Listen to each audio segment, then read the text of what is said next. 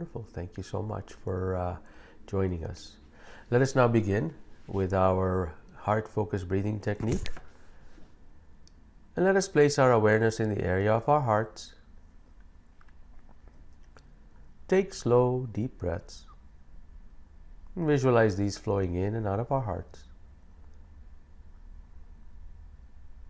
And just take these slow, gentle breaths, allowing them to flow in your heart and exit from your heart.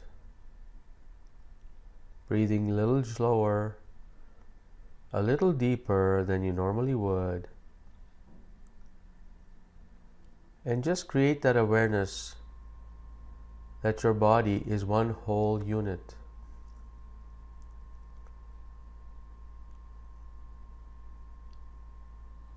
Because there's DNA in your body, and that DNA is exactly the same molecule, is exactly the same composition in every part of your body. It's identical.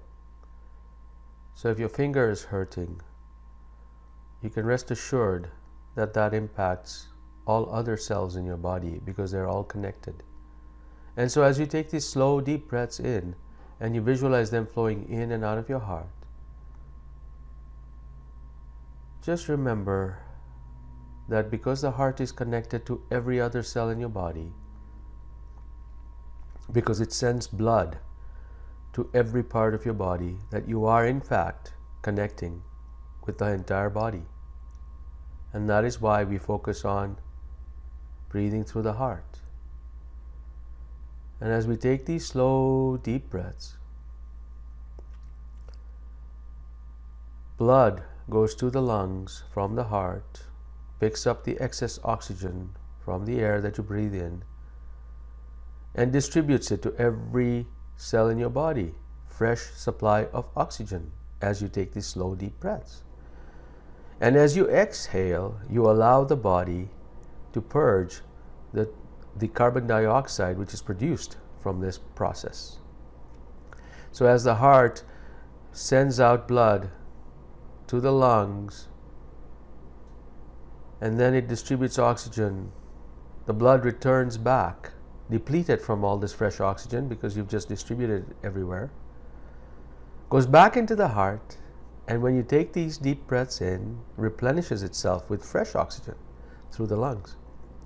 So this is a wonderful cycle to have in your body just by a slow breathing technique that you are experiencing right now. Your body is doing some powerful things.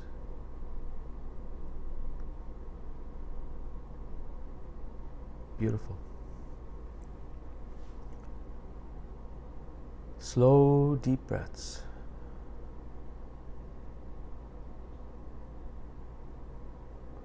And just feel the empty space around you. That is what we're going to talk about today. And just take slow, deep breaths through your heart and be aware of that empty space around you.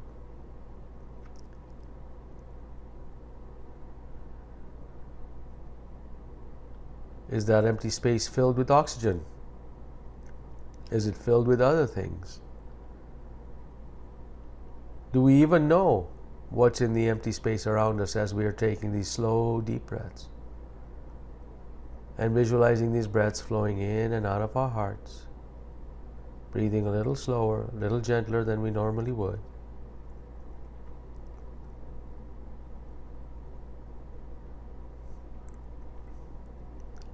Is it possible, because we are all focused on this one particular call, that we're sharing the same empty space? And so there is a strong connection between every one of us on this call. Is it possible?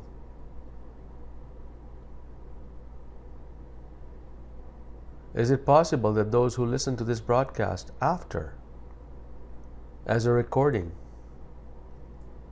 are connecting here in the now? Does the space have a time component to it? Or is it timeless? So many questions.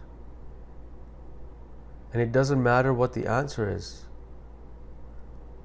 Just breathe from your heart and out of your heart. Slow, deep breaths. Visualize these flowing in and out of your heart. Excellent practice. Thank you so very much for joining me this morning with your Monday morning espresso shot.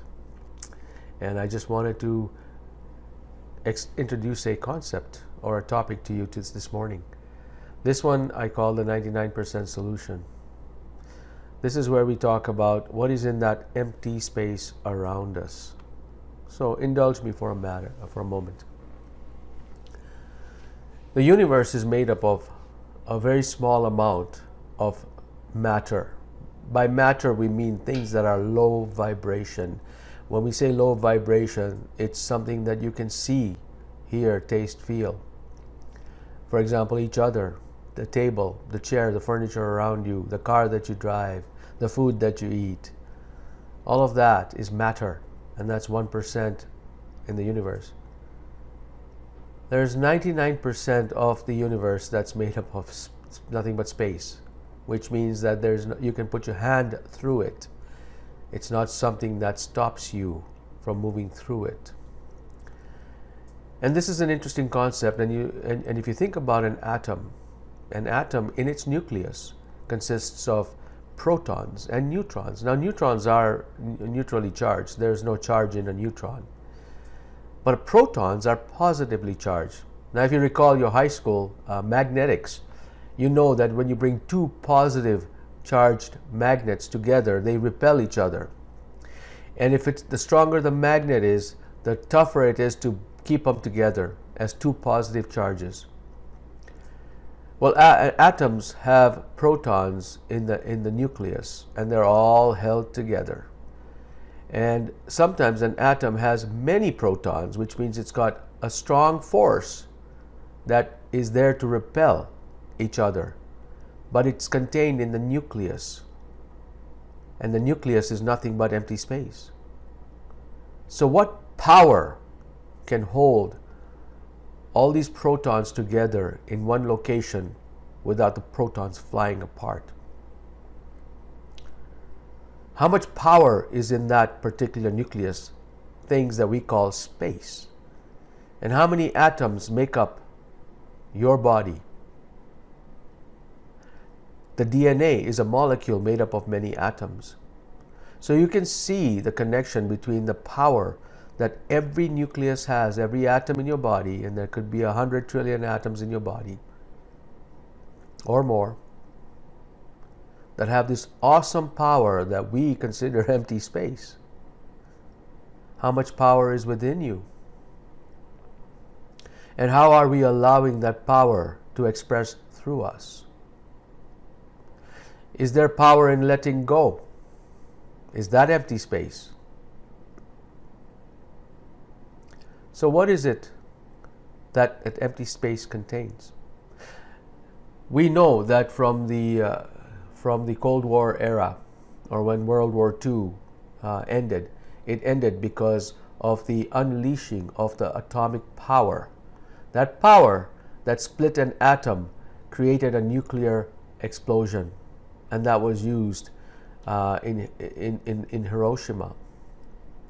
So that empty space has a lot of power, and so we as human beings love to control things. We love to move forward and say, look, I'm going to plan out my life this way and that way, and I want this person to do this, and I want myself to achieve this. And what we're trying to do is we're trying to control the tail of an elephant, and we're not paying attention to the elephant, which is the empty space. So one cannot control and manipulate space. One can just become rhythmically connected to space.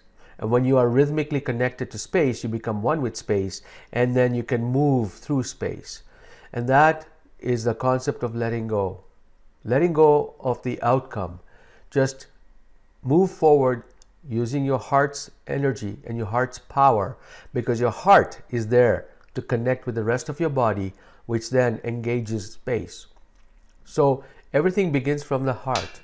And when you connect from the heart and you move forward with your power of your heart, your compassion, your appreciation, your gratitude, your love, when you move forward in that direction from your heart, you are indeed engaging that 99% of untapped potential that allows you to manifest whatever you want.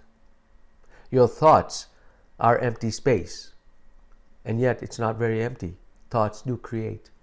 And so I leave you with these thoughts, and I leave you with the next segment where we are going to actually practice building compassion in our hearts. So let us go there right now and see what we can do from our heart perspective. So let us place our awareness in the area of our heart. Take slow, deep breaths. Visualize these flowing in and out of your heart. Breathing a little slower, a little gentler than you normally would.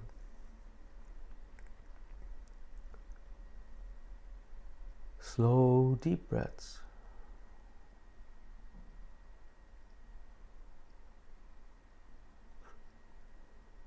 Beautiful.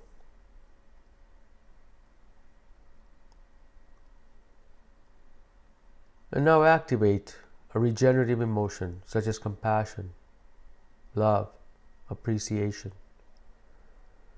If you really want to know what this empty space is made up of, see how well you can connect with it, with a regenerative emotion such as love, compassion, appreciation, peace.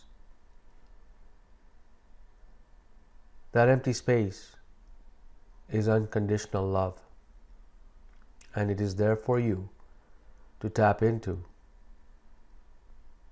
and draw into your heart.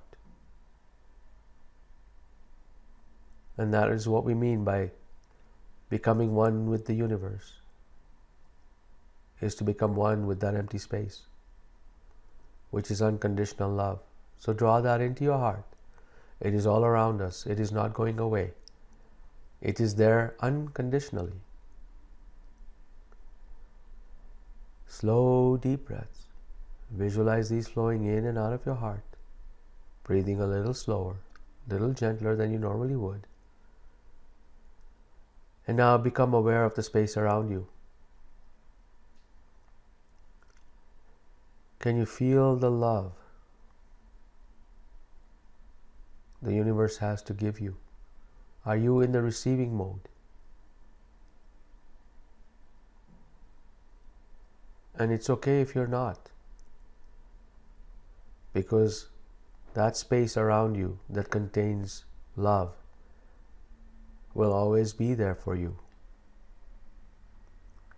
It is the benevolent design of the universe to always be there as a source of fuel that fuels your heart, that helps you create the reality you want without any judgment. Slow, deep breaths. Visualize these flowing in and out of your heart, breathing a little slower, a little gentler than you normally would.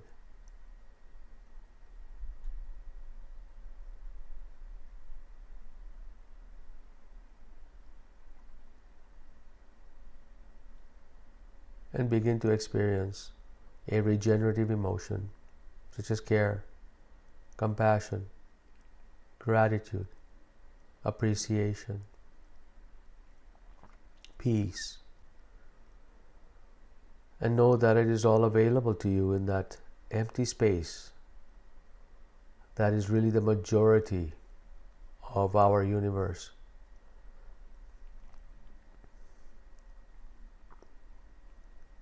Slow, deep breaths. Visualize these flowing in and out of your heart, and experience the emptiness around you. What does it tell you? What does it want you to know?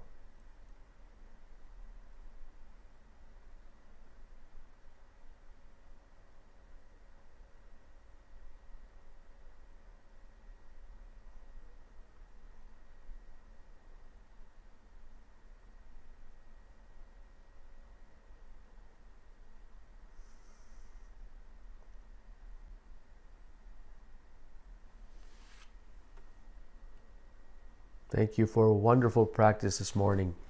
I appreciate each and every one of you being here because we are connected, and it makes my practice a lot more stronger. So thank you so much.